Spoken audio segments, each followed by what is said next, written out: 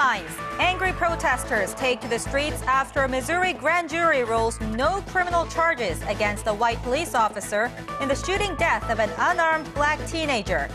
President Obama calls for calm as protests spread across the United States. U.S. Defense Secretary Chuck Hagel steps down. The Obama administration will now undergo its first cabinet reshuffle since the Democrats' crushing losses in the midterm elections. For the first time in Korean history, the court is deliberating on a possible disbanding of a political party. Today, the government and minor opposition Unified Progressive Party make their final case before the judges. Hello and welcome to Arirang News, coming to you live from Seoul. I'm Hwang Sung-hee. It's the first change in cabinet since Democrats in the U.S. were defeated in midterm elections earlier this month. Defense Chief Chuck Hagel stepped down from his post on Monday, Washington time. Choi Yu-san tells us more. It's been the greatest privilege of my life, to lead, and most important, to serve with the men and women of the Defense Department and support their families. The U.S. Defense Secretary's resignation on Monday is the Obama administration's first cabinet shakeup after the Democratic Party suffered crushing losses in midterm elections a few weeks ago. Praising Hagel's ability to balance defense reforms at home and addressing external security challenges, President Obama, however, did not mention the specifics that led to his departure.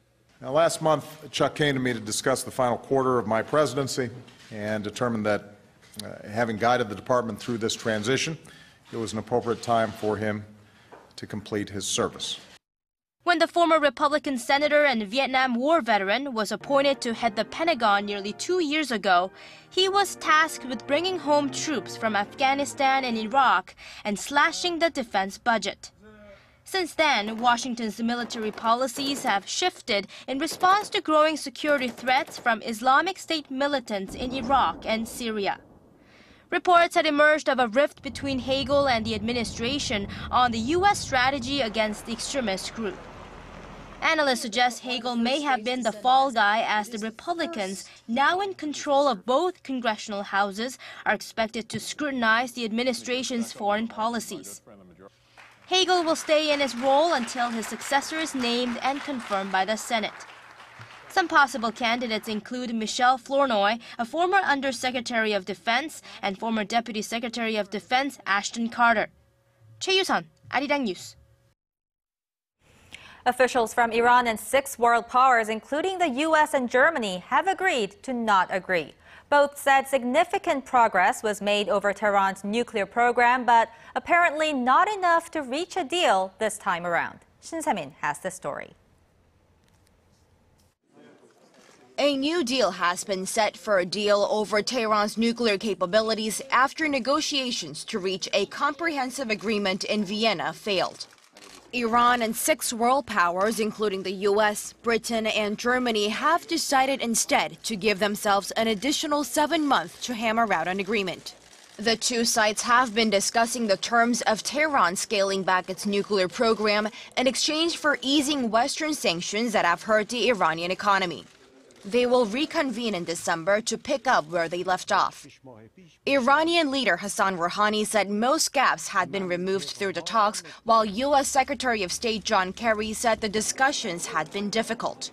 These talks aren't going to suddenly get easier just because we extend them. We believe a comprehensive deal that addresses the world's concerns is possible. It is desirable.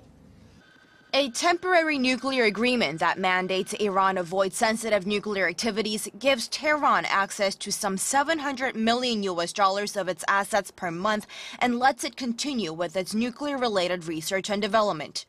The major sticking points in a permanent agreement appear to center on what sanctions would be lifted and how much uranium Iran would be allowed to enrich. The West has long believed that Tehran has designs on building nuclear weapons.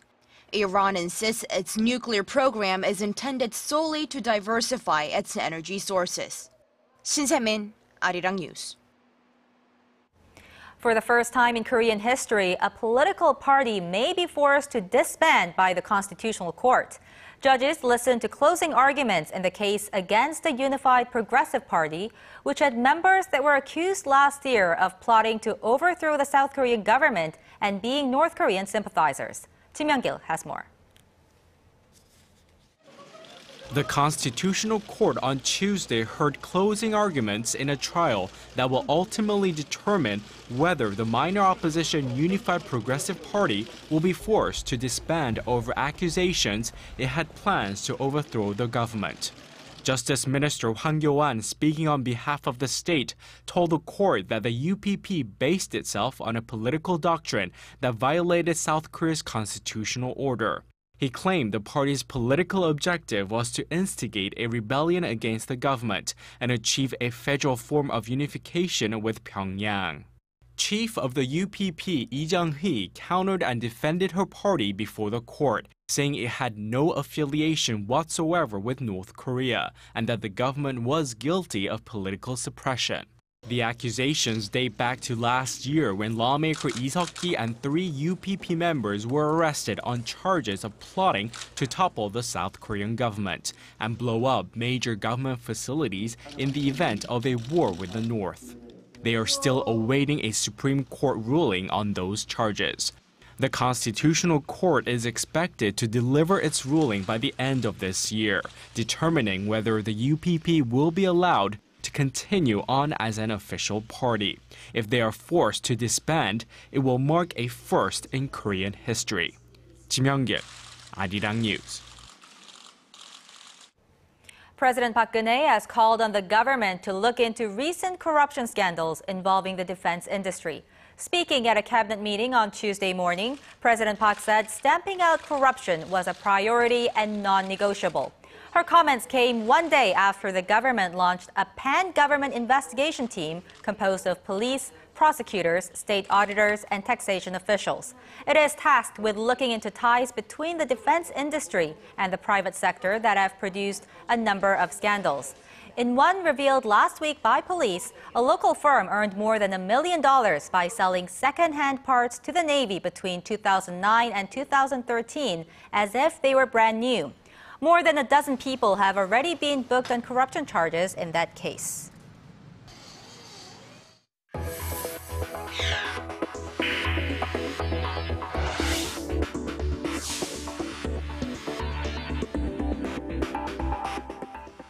The OECD has cut its growth outlook for Korea next year by nearly half a percentage point to 3.8%. The Paris-based think tank says that the Korean economy is gradually picking up, with its output projected to grow at around 4% annually over 2015 and 2016 on the back of the government's stimulus measures and expansionary monetary policies.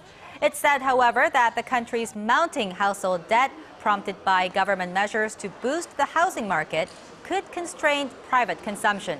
The OECD also cut the growth outlook for the global economy by 0.2 percentage points to 3.7%. A local state-run think tank says Korea may experience a long-term economic slump similar to one Japan faced in the 1990s, as Asia's fourth-largest economy is showing signs of deflation. Kim Ji-yeon reports. There's fears Korea could be taking the same deflationary path as its neighbor Japan, which experienced a 10-year economic slump. Lee Dae-jun, an economist at the Korea Development Institute, pointed to Korea's falling prices and low inflation rates as the main reasons for drawing the comparison. The country's consumer prices remain trapped in the 1% range for a full 2 years due to low demand, recording well below the government's target of 2.5 to 3.5%. It's a dismal sign as sluggish demand was attributed as the main reason for deflation. In Japan's case in the early 1990s, dragging down the country's real estate prices and its GDP deflator, which measures the prices of all domestically produced goods. Much like Japan, Korea's GDP deflator increases are dipping low into the 0% range this year after it first started to decline in 2011. The researcher warns Seoul should be more vigilant and take preemptive measures to tackle the country's low inflation rate, such as cutting its main benchmark interest rates.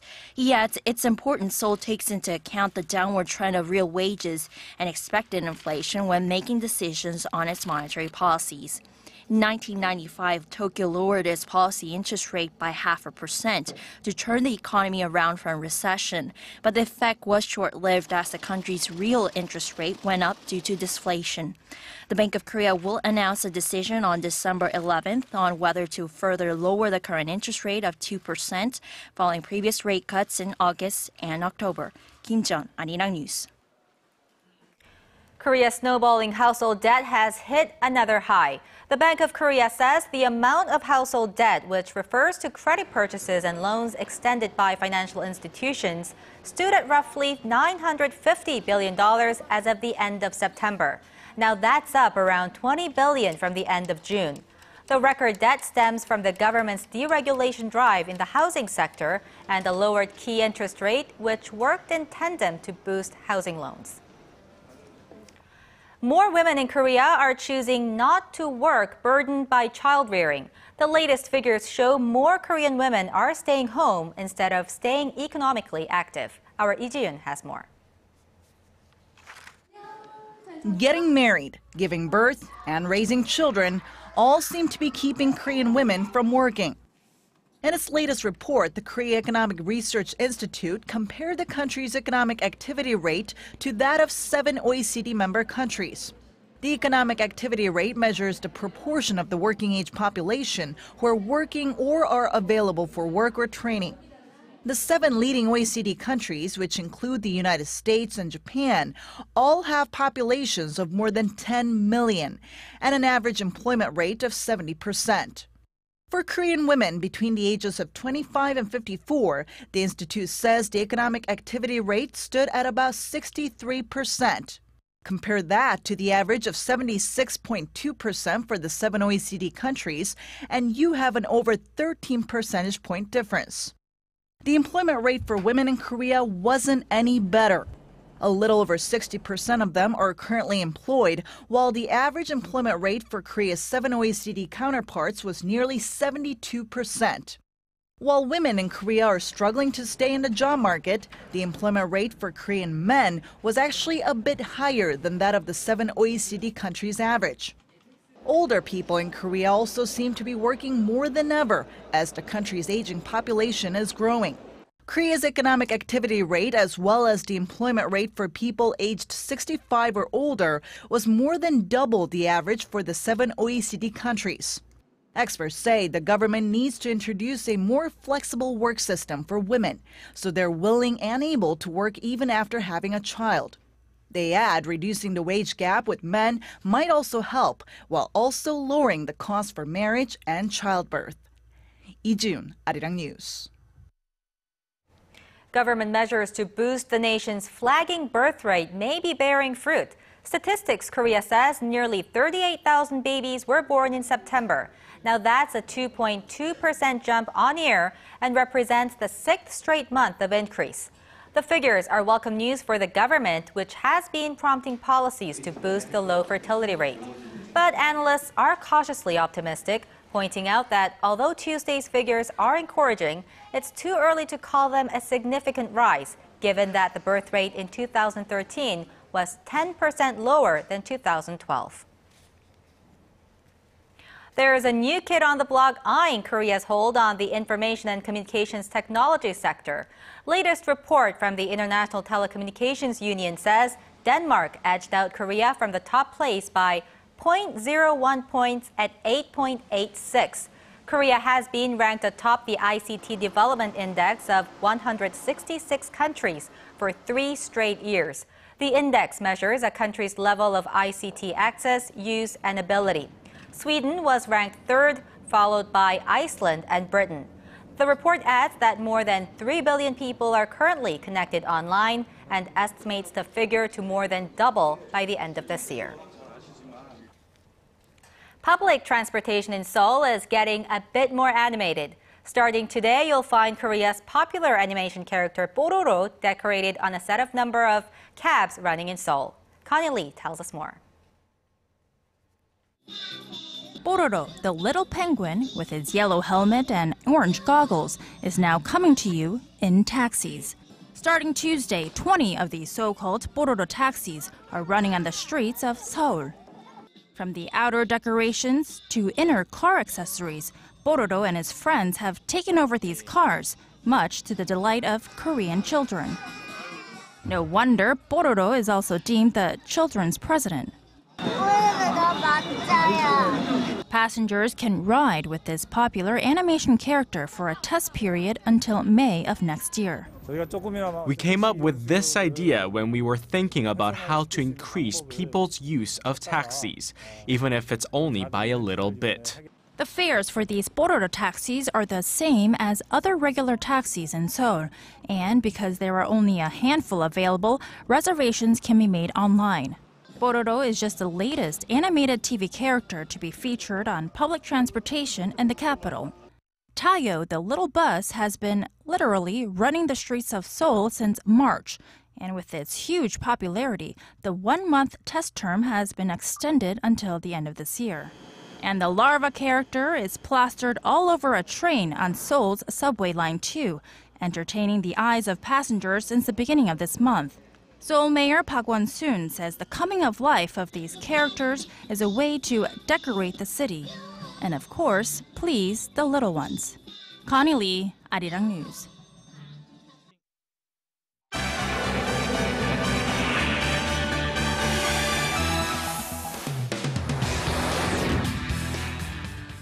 Violent protests have broken out in the U.S. state of Missouri after a grand jury decided not to press charges against a white police officer for the shooting death of a black teenager. With more, we turn to Paul Lee at the News Center. Paul, 18-year-old Michael Brown was killed 3 months ago, but tensions have now soared to an all-time high. What was the reaction to the grand jury's verdict? Well, shortly following the announcement, angry protesters poured into the street, shouting, "No justice, no peace." The situation in the town of Ferguson quickly fell into chaos with reports of mass rioting and arson. The St. Louis County Police Chief is calling it the worst night of violence yet, with riot police using tear gas to disperse the crowds. Meanwhile, thousands of people are rallying across the U.S. from Los Angeles to New York to protest this highly charged case. Our Kim Hyun-bin has the story. Angry protesters roamed the streets of Ferguson, Missouri. Stores are looted and burned down. Police retaliate by firing tear gas and flashbangs. This was the scene shortly after it was announced that a grand jury had decided not to indict police officer Darren Wilson, who is white, in the shooting death of Michael Brown, an unarmed black teenager, an incident that set off weeks of demonstrations over the summer. They determined that no probable cause exists to file any charge against Officer Wilson and returned a no true bill on each of the 5 indictments. Shortly after the announcement, there were reports of gunshots fired, looting, and clashes with police. U.S. President Barack Obama, in response to the grand jury's decision, called on people to remain calm. First and foremost, we are a nation built on the rule of law. And so we need to accept that this decision was the grand jury's to make.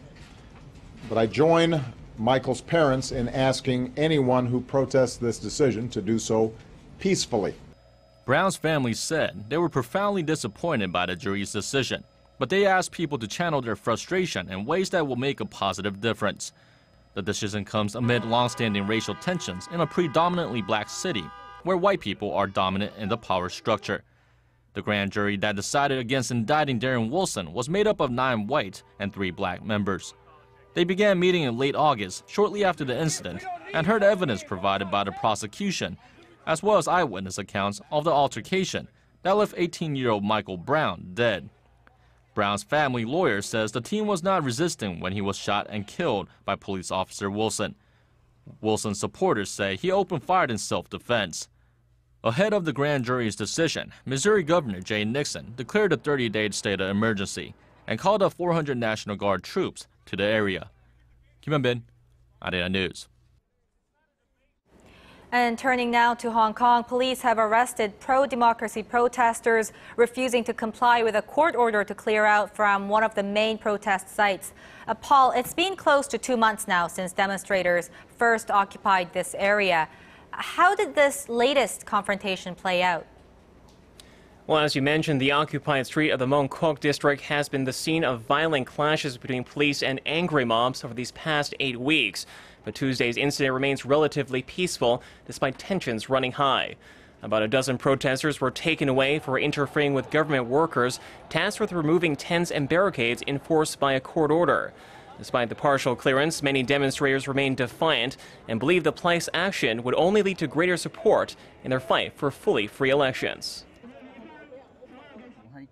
Even if the authorities clear this place, our conviction to fight for real universal suffrage will not change. So even if they can clear the space, personally, I think it will only inspire people to think of other ways to continue this movement. The incident comes at a critical time for the pro-democracy movement, with student leaders running out of options and public sentiment turning on against the occupation. Local media say a separate order has been granted to clear out even a larger part of the Mongkok area on Wednesday. And shifting to East Africa, another major health threat has broken out on the continent, this time in the form of a deadly plague. How serious are these cases? Well, according to the World Health Organization, it's been classified as one of the most deadly infectious diseases on record. And taking into consideration the current Ebola epidemic in West Africa, officials warn this could quickly escalate into the next big health crisis. The WHO says the bacterial disease has killed at least 40 people out of nearly 120 confirmed cases since last August, including 2 in the capital city. The Prime Minister of Madagascar, Kolo Christophe Roger, said on Monday that measures to prevent further infections were being launched. The WHO report was done with the consent of the government, as is the norm, and it is very necessary. Every case of this disease has been confirmed and declared as required by the WHO, and hence this is considered an epidemic. No trade or travel restrictions for Madagascar have so far been recommended.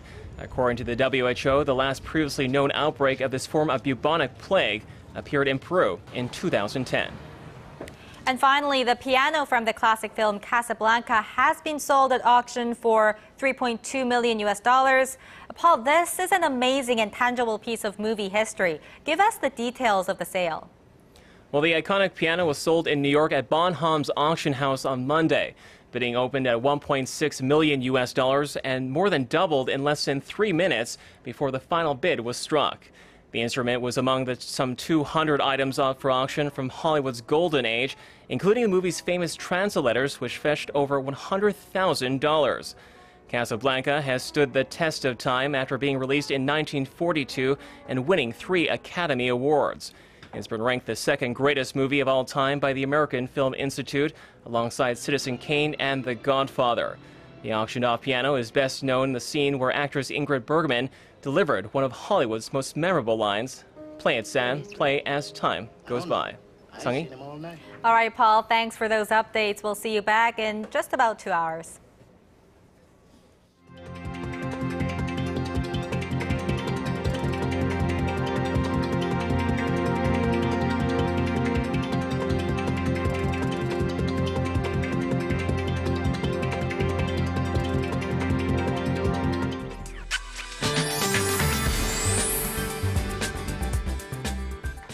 Happy Wednesday, I'm Kim Bo-kyung with Happy Tuesday, that is. I'm Kim Bo-kyung with your weather updates. So at the moment, it is raining in some regions along the eastern coast as well as on Jeju due to winds blowing from the west to the east, and more showers are in store. Now, the coastal areas of Gangwon-do province as well as both Jeollado provinces are looking at about less than 5 millimeters, while 5 to 10 is expected for Jeju. And it looks like this round of showers will continue through tomorrow morning. Other than that, Wednesday is shaping up to be a typical late autumn day with mild temperatures. Looking ahead, it looks like nationwide showers may fall on Friday as well as on Sunday. On to tomorrow's readings. Seoul, Daegu, and Gwangju hit 15, Busan reaches 16. On to other regions. Jeju makes it to 15, Dokdo hits 12. Those are the updates I have for you now. Here's a look at the international weather.